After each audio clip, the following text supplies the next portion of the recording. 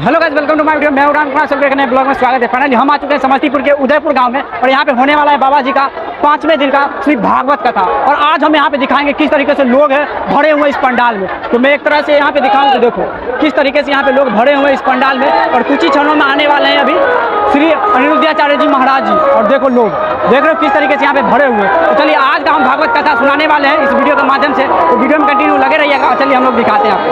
सोचिए कि आज हम ये हैं, लेकिन एक दिन हम राख जरूर बनेंगे। आप में से कितने लोग एक दिन राख बनेंगे? कितने लोग घड़े में समा जाएंगे 50 रुपए के, 100 रुपए का? जब 100 रुपए के घड़े में राख बन के समा ही जाना है तो फिर घमंड किस बात का करे साहब? फिर अकड़ किस बात की? सदा ना रहा है, सदा ना रहेगा, जमाना किसी का नहीं चाहिए दिल, नहीं चाहिए दिल दुखाना किसी का। राज राजे रहे ना वो रानी रही, ना बुढ़ापा रहा ना जवानी रही, वस्तु हर एक आनी व जानी रही, अंत में लखपति को न ढेला जुड़ा, हंस जब भी उड़ा तो अकेला उड़ा। मुट्ठी भर राख भर जाऊंगा मैं, घमंड किसका करूं? बड़े बोल कैसे बोलूं, मैं तो माटी हूं, हाँ या ना? इसलिए साहब भगवान धन धान्य दे दें तो घमंड ना करना, अपनी औकात ना भूलना। और तुम्हारी असलियत ये है कि तुम माटी हो, तुम मुट्ठी भर राख हो। इसलिए मैंने तो एक काम किया, मैंने तो एक घड़ा घर के आसपास रख रखा है। आते जाते मैं घड़े को देखता रहता हूँ। आप लोग भी अपने घर में एक घड़ा लटका लीजिए किनारे। आते जाते घड़े को जरूर देखा करो और देख कर ये विचार किया करो, एक दिन हमारी राख इस घड़े में समा जाएगी, घमंड किस बात का करना। तो तुम्हारे गली मोहल्ले में जो ज्यादा घमंडी लोग हैं ना, उन्हें एक घड़ा गिफ्ट कर देना। ये लो एक घड़ा, जो बड़ी बड़ी बातें करते हैं, मैं वो, मुझे नहीं जानता, ऐसा कोई घड़ा जरूर गिफ्ट करना चाहिए। लो भैया, वो पूछे गए घड़ा काय के लिए? बोले इसमें समाओगे। आज बड़ी बड़ी गाड़ियों में रह लो, बड़े बड़े बंगलों में रह लो, लेकिन आखिरी में लकड़ी की नसैनी बनाई जाएगी। उस लकड़ी की नसैनी में आपको लिटाया जाएगा। नसैनी समझते हैं ना? सीढ़ी अर्थी कैसी होती है? नसैनी की तरह। नसैनी समझते हैं ना? बिहारवासी नसैनी समझते हैं। क्या होती है? सीढ़ी। नसैनी मतलब बांस नहीं बनती, सीढ़ी। जब आदमी मरता है ना तो बांस का वही तो बनाया जाता है, दो बड़े बड़े, और फिर उसमें छोटे छोटे स्टेप बाई स्टेप बनाए जाते हैं, उसमें लिटाया जाता है, बांध दिया जाता है और 4 लोग उठाते हैं और ले जाते हैं शमशान की तरफ। कितने भी बड़े बंगले और गाड़ी में रह लो, लेकिन आखिरी हमें उस लकड़ी की नसैनी में, लकड़ी की सैया में सोना पड़ेगा। और आखिरी बिस्तर क्या होता है सबका? उत्तर दो। सबका आखिरी बिस्तर कौन सा होगा? बोलो बोलो। चिता। आखिरी बिस्तर क्या है? आखिरी बिस्तर चिता में। जब आखिरी बिस्तर चिता है, और चिता कैसी बनती है? लकड़ी की। जीते लकड़ी, मरते लकड़ी, देख तमाशा लकड़ी का। जब पैदा हुए थे ना तो पलना लकड़ी का ही था, पलना लकड़ी का था। शादी करने गए तो मंडप भी लकड़ी का होता है। बुढ़ापे में बेटा साथ छोड़ता है तो हाथ में डंडा लकड़ी का होता है। जब मृत्यु होती है तो आखिरी बिस्तर लकड़ी का होता है। उस लकड़ी की सैया में चादर कौन सी होती है? बोलो। जब आप आखिरी चिता पर विश्राम करेंगे, जब चिता पर आप लेटेंगे, चिता का बिस्तर होगा, तो रजाई चादर काहे की होगी? बोलो। हाँ, अग्नि का चादर होता है, लपटें ऊपर उठ रही होती हैं। जब चिता जलती है तो लपटें ऊपर की ओर उठ रही होती हैं और ऐसा लगता है कि हमने आग को कोड़ रखा, आग को, और वो बिस्तर जलकर खाक हो जाता है। ये हमारी चमड़ी, ये हमारे बाल, ये हमारा शरीर राख बन जाता है। उस राख में हमारा अभिमान समाप्त हो चुका होता है। बड़ा बड़ा अभिमान, बड़ा एटीट्यूड, कौन नहीं राख बना? ये बिहार में हम लोग यदि पैदा भरे हैं तो ज्यादा से ज्यादा 100 साल के लिए। तुम कितने साल बोलोगे? कोई पेंटिंग बना के लाया देखो ना बाहर।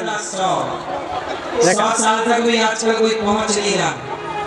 90 और 80 में कहानी पूरी हो रही है। 90 साल बाद तुम बोलना चाहोगे, बोल ना पाओगे, चलना चाहोगे, चल ना पाओगे, कुछ करना चाहोगे, कर ना पाओगे। इसलिए जब तक शरीर है, समाज के लिए कुछ भले काम कर लो, अच्छे काम कर लो, एक दिन तो राख होना ही है। अच्छे कर लो, जब तक जीवन है तो किसी को सताओ मत। ताकत है तो तुमने किसी को एक थप्पड़ जमाया ना, ताकत इसलिए नहीं मिली कि तुम किसी को मारो, ताकत इसलिए है कि किसी रोते को आप उठाओ और उसकी मदद करो, सहारा दो, किसी भूखे को रोटी दो।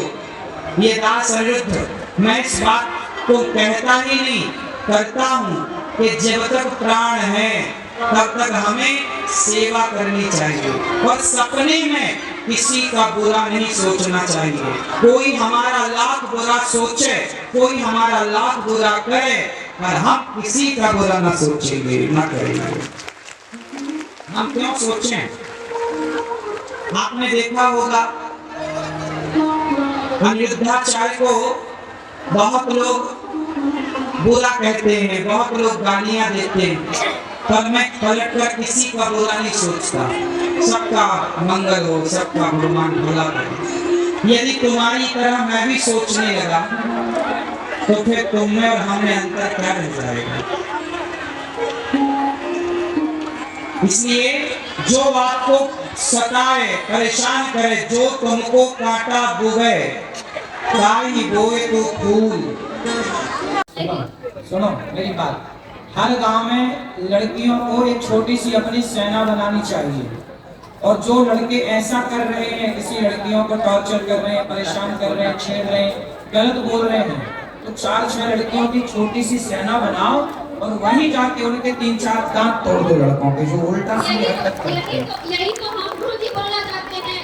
अगर लड़कियां रात को निकलती हैं तो उसके साथ गलत होता है, तो लड़कियां ये करे कि जैसे लड़का एक निकलता है वैसे लड़का एक निकले और पीछे से झांसी की रानी निकले, ताकि उसको ऐसा हाल करे कि दोबारा उन लड़कियों के ऊपर आंख उठा के नहीं देखते। बिल्कुल सही कह रही है। देने वाला मिलेगा तब।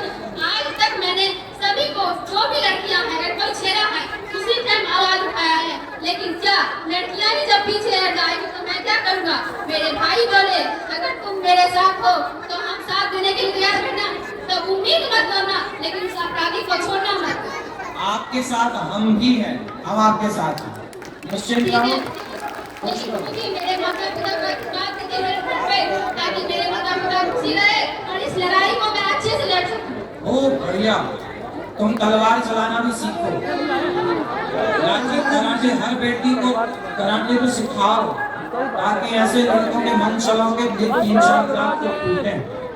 राधे राधे गुरुजी। जी गुरुजी, मेरा बचपन से एक डाउट है। क्या?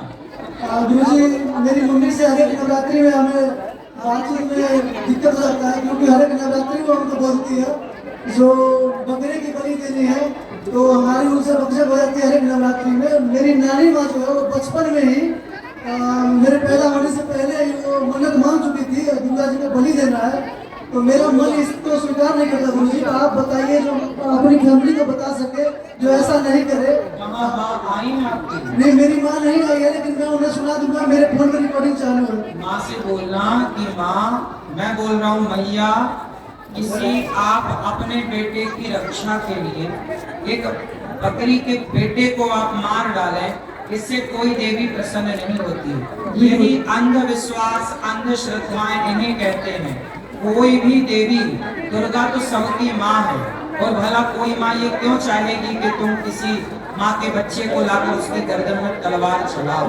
जैसे आपके लिए आपका बेटा प्रिय है, ऐसे उस बकरी के लिए उसका भी बच्चा प्रिय है। और दुर्गा तो सबकी माँ है, जगत की माता है। जब जगत की माता है वो, तो चींटी से लेकर हाथी तक सबकी तो माता हो गई, पर भला कोई माता ये क्यों कहेगी कि इसकी गर्दन काट दो। तो किसी के प्राणों की रक्षा करने से देवी प्रसन्न होती है, किसी के गर्दन में तलवार चलाने से देवी देवता प्रसन्न नहीं होते। ये जो गलत परंपराएं बिहार के कुछ लोगों ने बनाई हैं, इन गलत परंपराओं को आप लोगों को बंद करनी चाहिए। आप लोग कहते हैं कि हमारे बाप दादों से परंपरा चली आई हुई, जरूरी नहीं है कि बाप दादों के लिए गए निर्णय सारे निर्णय सही हों। बहुत सारे निर्णय, बहुत सारे डिसीजन गलत होते हैं। बहुत सारी बातें ऐसी हैं कि जो बिल्कुल गलत है और परंपरागत चली आ रही है, जैसे उनमें से बकरी की बलि है, ये परंपरा बिल्कुल इस तरह भी बात कराना बेटा।